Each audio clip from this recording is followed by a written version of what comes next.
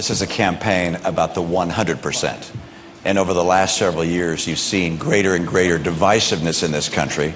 We had hoped to come back together, but instead you've seen us pull apart, and politics has driven us apart in some respects. So my campaign is about the 100% in America, and I'm concerned about them.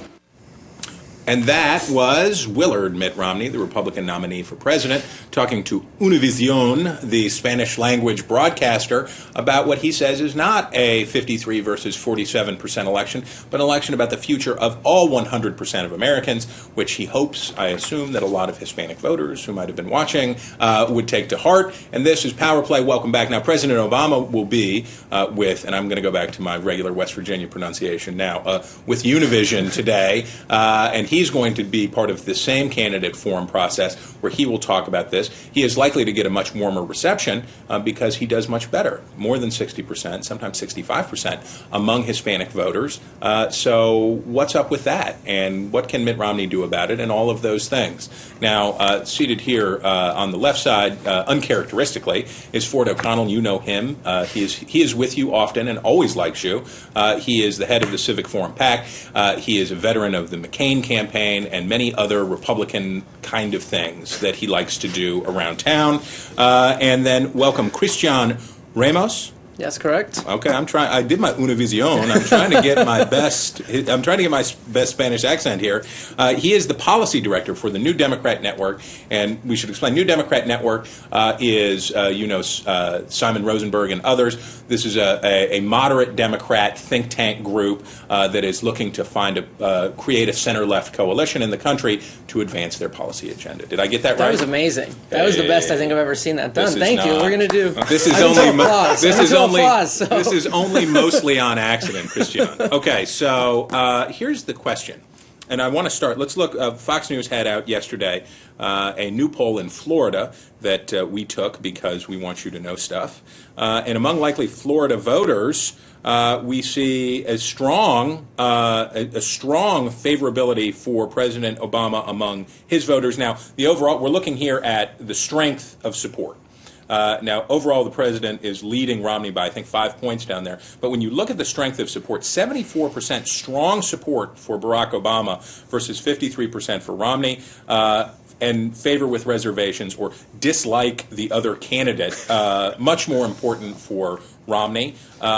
In Florida, a big problem that Mitt Romney has is that in the evolving demographic picture of Florida used to be that Cuban Americans who are strongly Republican or have traditionally been strongly Republican because they hate communism, and so do Republicans. They share that.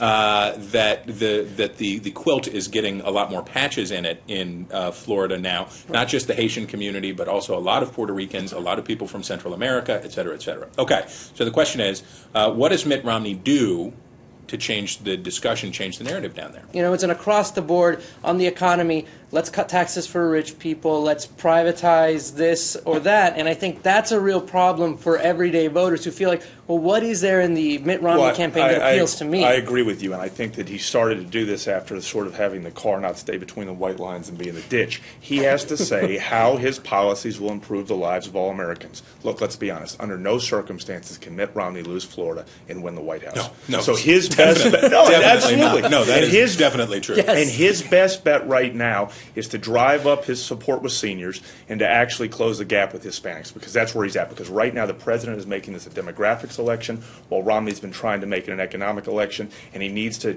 explain how his economic policies are going to help all demographics in Florida. Well, interesting that you would mention that, Ford, because it just so happens that the Romney campaign has a targeted ad out in Florida that is doing a demographic double shot. But after all they did for us, isn't that the least we can do? And that was Marco Rubio talking about his grandmama and saying that she relies on Medicare, and Mitt Romney and Paul Ryan are trying to save Medicare. They're trying to save it. They're not trying to end it as they know it, but they're trying to save it.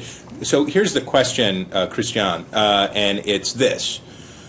Can new faces like Rubio change the demographic trend for Republicans, because we all know this: if the Republican Party loses among Hispanic voters, the fastest growing bloc inside the American cultural stew. I don't think it's an issue of identity politics. It's an issue of somebody who can speak to the issues that matter to the Hispanic community and they care about them. And I feel like with Marco Rubio, you know, he ran as a Tea Party guy. He wanted to run on budget cutting and things like that. Let me say this: it's a good. You're not Hispanic, but go no, ahead. Yes. it's a good start, okay. But until the Republicans take control of the immigration debate, put forth plausible solutions, they're going to continue to be on the downside of this. This is only a half-hour show. I understand that. But that said, though, the best way to go forward is with Mexican Americans, because immigration is not the most important issue. It's a gateway issue. If you want them to listen to you on every other issue, it's a good start to come in tone-wise and start, promoting immigration as a Republican idea. If you want to get weird for a second, Internet, it's very analogous to the situation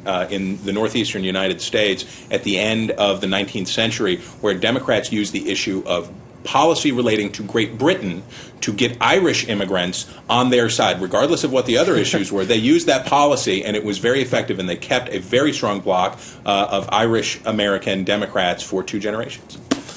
Kristian. I just feel like the Romney campaign, again, and then Republicans in general, look, Ronald Reagan was great on this issue. John McCain was amazing on this issue. At a certain point, there was a break here. Right. And not only are they not reasonable, but there's legitimate policy disagreements to be had, and we should air those and we should discuss those in a democracy.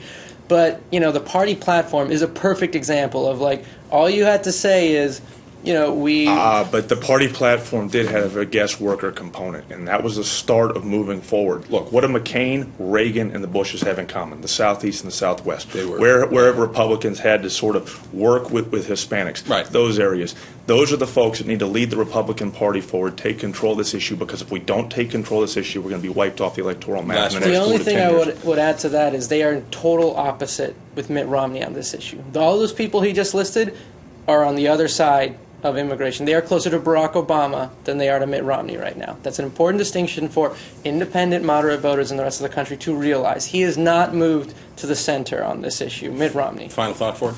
I do think that Mitt Romney made a big mistake in Iowa when he made a right turn on immigration. I wish he kept it more open, but right now his job is to basically tell Hispanics how his policies are going to improve their lives. And if he can do that and close that gap and win Florida, this is going to be a very close race.